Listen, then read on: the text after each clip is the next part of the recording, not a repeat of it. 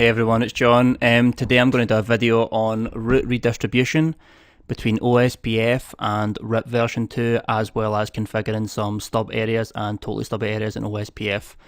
So let's just start and go for it. As you can see here, I've got a basic topology. In the middle we've got area 0 for OSPF. At the top right we've got area 16, we've got area 30 here, which will eventually make a totally stub area. And we've got area 50, which will become a stub area. Likewise down here we've got area 80, and down here we have in the bottom right our RIPv2 network, which will have to be redistributed into OSPF so that it's actually reachable. So let's just start and go for it. So the first one we'll start with is router 1. I've configured the IP addresses on this, but I've not configured any of the routing, so I'll just do that just now. So show IP, route connected. And the basic kind of format I'll be using, I'll have the router IDs will match the router number, so router 1 will be quad 1s, router 2 will be quad 2s, so on and so forth. And pretty much all the OSPF routes are /24, therefore the wildcard mask will all be the same of 0.0.0.255. So just for speed, I'll just clarify that straight away so you know what I'm doing. Okay, so the first one we want to do is network 192.168.1.0, and this is our area 0. We've got network 192.168.30.0, and that is area 30. And we've got network 192.168.50.0, area 50. So that's us configured OSPF on router 1, which is the central router here. So let's move along to the left and go on to router 2. Like I say, this will eventually become a stub area, but I'll do that afterwards. So we'll do show IP route connected, and we've just got one route on that. So router ID will be quad 2s, and the network is 192.168.50.0. And an adjacency should pop up here. Yep, there we go, that's number 1 and 2 are now adjacent with each other. Move up to router 3. Conf T, do show IP route connected.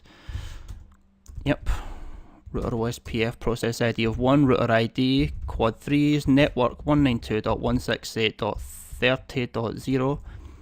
And this is going to be in area 30. Adjacency should pop up as well here with router 1. Yep, show IP OSPF neighbour. Yep, there we go. So let's move along to the right and we'll go on to router 4. So router 4 again, I think that's got 3 interfaces, but they're all in area 0 still.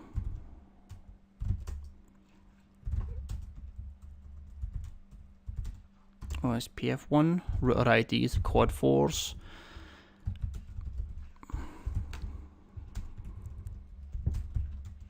Area 0.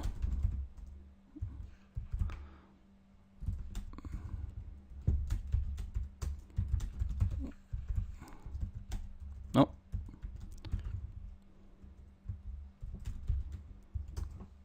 And that should be router 4 done. So we'll move up to router 5 just now. Now, actually, I'll make a point of saying this while I'm here. Router 5 actually is an area border router, which is an ABR, so that will actually be responsible for generating and propagating type 3 LSAs, which will actually become relevant when I'm doing the stub and totally stub areas. I'll just point that out just now, but like I said, I'll configure that a bit later on. Let's just put the actual routing protocol on it. So conf T, do show IP route connected, and we'll do router OSP. Typing so bad. Quad 5s network, and okay, so the 16 dot network is area 16, the 3 dot network is still area 0. So I'll pop this in, the area 0, and an adjacency should pop up.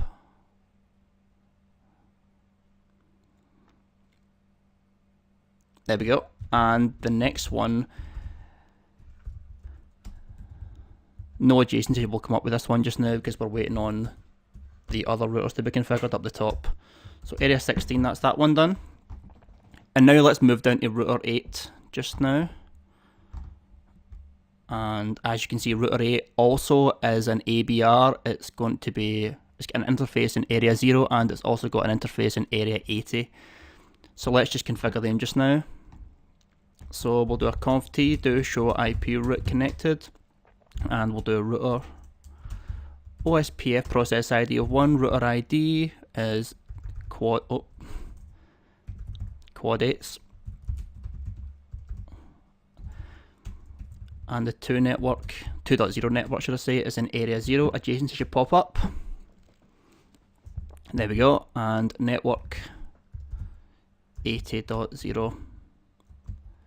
We'll need to configure router 9 before its adjacency appears. Okay, so that's that one done. Okay, we'll move up to router 6 and 7, and we'll do the rest of area 16 just now. So router 7, do show IP route connected, and router OSPF process ID of 1. Router ID is quad 7s, and the network is 16.0. And again, that's in area 16. And an adjacency with router 5 should appear. There we go. Show IP OSPF neighbor. Yep, there's router 5, and we'll go on to router 6 and do the same thing. And router 6 should actually establish adjacency with router 5 as well, and actually router 7, because router 7 will act as the BDR. So router OSPF 1, router ID is quad 6s, and the network is the 16.network. Area 16, adjacency with 7 and 5 should appear.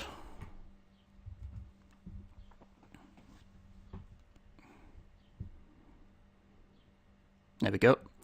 So show IP OSPF neighbor, and you can see number 5 is the DR, the designated router, and number 7 is the BDR, which is the backup designated router should number 5 fail.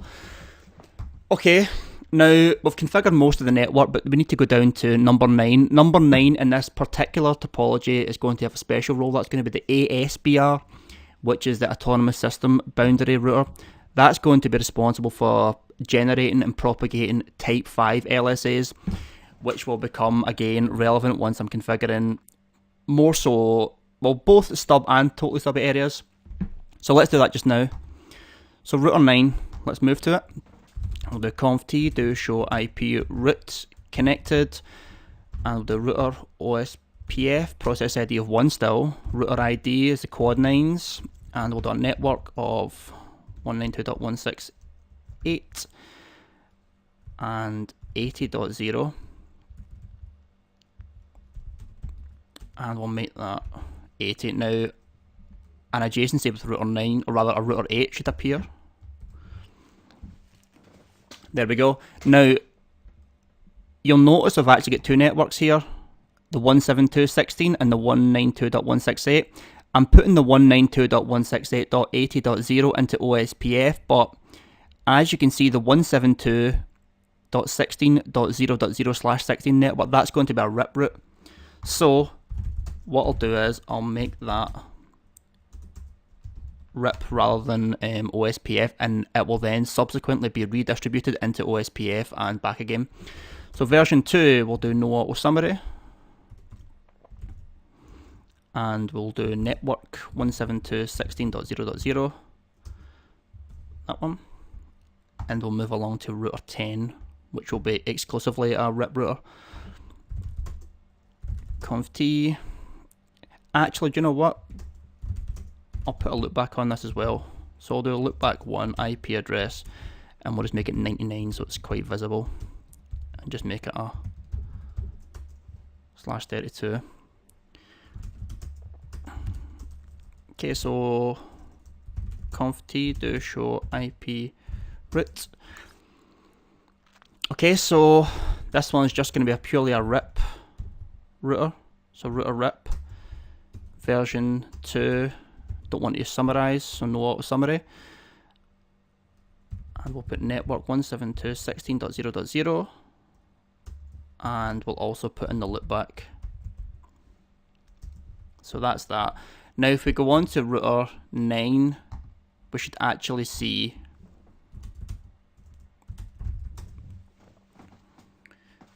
so router 9's got some inter-area OSPF routes, which you can see here. IA denotes the inter-area, and the O at the left here shows us OSPF, but we've also got this RIP route. So it's seeing the RIP route of the loopback, and the other RIP route is just, it's not showing that because it's directly connected, and obviously directly connected has got a lower AD than the 120 of RIP. So that's just not shown. However, if we go to another router, so for example, say router 2, is that going to see the RIP routes? Well, no, it's not. So if we do show IP route, you're going to see some OSPF inter-area routes directly connected, but no RIP. So essentially, the 172.16.0.0 network is unreachable for router 2 as it is for router 3, router 1, router 4, router 5, 6, 7, 8, so on. But router 9 can reach it because it's connected to it. So what we want to do right now is essentially redistribute the RIP route back into this larger OSPF network and vice versa. So the first thing I'll do is go to the ASBR, which again is router 9, and I'll do router OSPF process ID of 1, and I'll redistribute, and we want to do is RIP, and it's subnets here. That's what we'll redistribute the actual subnets in, so we're not getting classful addresses. So now if we go to say router 2, do a show IP route, you'll see these new routes which are E2s, which are external routes. Essentially that is because they are from a different autonomous system. So that is because essentially it's a RIP route rather, and it's now, well, it's visible from router 2, but can you actually ping it? The answer is no, because essentially router 2 knows how to get to the 99 loopback here, but router 10 doesn't know how to get back to the 192.168.50.2 IP address of the sending ping, which is router 2. So also telling the OSPF routers about RIP, you also need to tell the RIP routers about OSPF.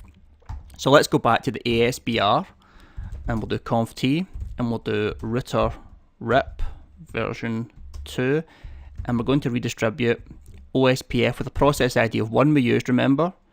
In the metric, we're going to have a default metric. Now RIP can go up to 15 hops. Any more than 15 essentially is useless, it can't do more than 15. So we'll give it a default metric of say 2 hops. So it's going to essentially advertise these networks as being 2 hops away, which isn't exactly accurate, but it'll work for purposes of the example. So now let's have a look at router 10 then. What does router 10 see now? Show IP route. See, it's now using RIP to see all these OSPF routes. So let's just test it. Let's test from say router 2 and see if we've actually got connectivity now. We should actually have it. So if we do ping 99, there you go. Can it also ping the 172.16.2.2? Yep, no problem at all. So we're now routing from OSPF right through here to RIP version 2. Now here's the thing though, right? If you actually look at the topology here, from the perspective of router 2 and router 3, how would it get to any other area or any other routing network, for example RIP? It's going to go through the same way. It's going to go through this serial link. Same here. So if you actually look, we'll go to router 2 first. This routing table is actually a little bit inefficient, because if you look at it, it's all the same way. It's all via 192.168.50.1. Every one is the same. exiting serial 11. So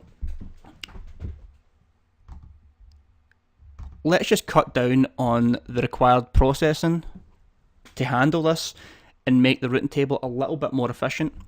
So if we convert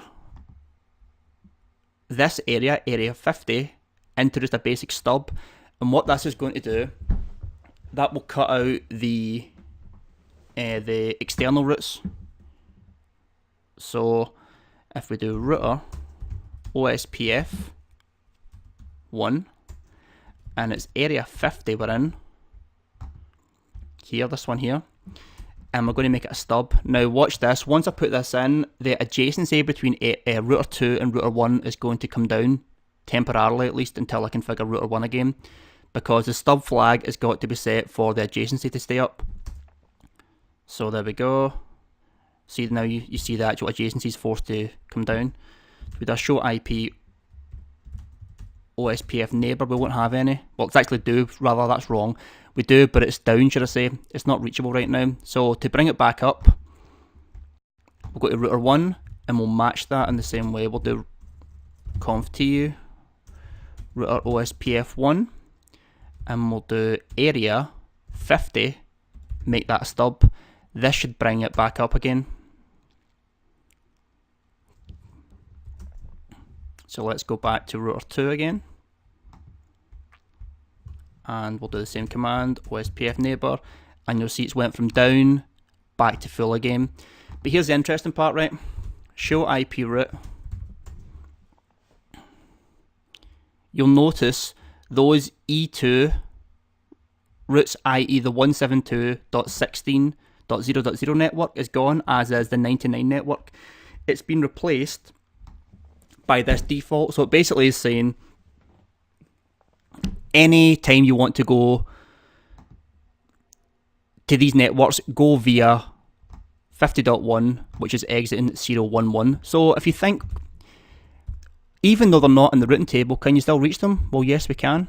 So if we ping that, it still pings because it's got a default route, and that's a stub because it's cutting out the type 5 LSAs, which come from the ASBR. Now, here's the thing. This route could actually be made more efficient, even more efficient, because for all inter-area OSPF routes, it's all going to go through the same way anyway. It's all got to go through this link here. So for the purposes of example, on router 3 through area 30, I'm going to make that a totally stubby area, which is going to cut out the type 3 LSAs and the type 5 and replace them both with a default route of 0.11 going through here, which will reduce the routing table substantially even further. So let's go and do that. So router 3, conf.tu router OSPF, and we shall make area 30 stub no summary. Now this again will bring down the adjacency with router 1. Okay, so we do a show IP OSPF neighbour, again it's become down, but go into router 1, match it on that, and it should bring it back up again. So we'll do conf.tu in router 1, and if we do router, actually just before we do that, remember what the routing table looks like. Okay, this is showing E2 and IAs, as well as just OSPF. This will chop right down. So we'll do router OSPF process ID of 1, and we're going to turn area 30 stub no summary.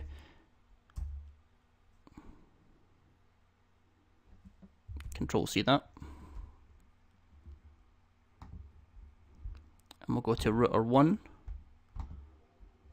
show IP OSPF neighbour, back up to full. Let's see it from the perspective of router 3, show IP OSPF neighbour, and that's back to full. Now on router 3 you will actually see that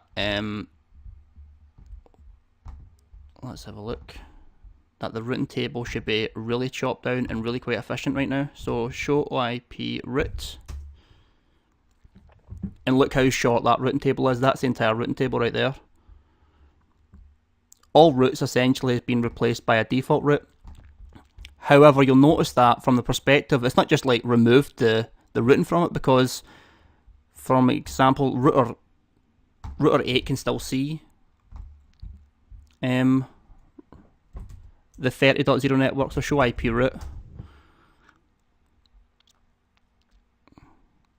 So it's still advertising out this way, but it means for purposes of getting out, it's only going to look one way, rather than have to learn all these routes over here. It's just simply an efficient way to manage your routing table and whatnot, and the CPU processing power.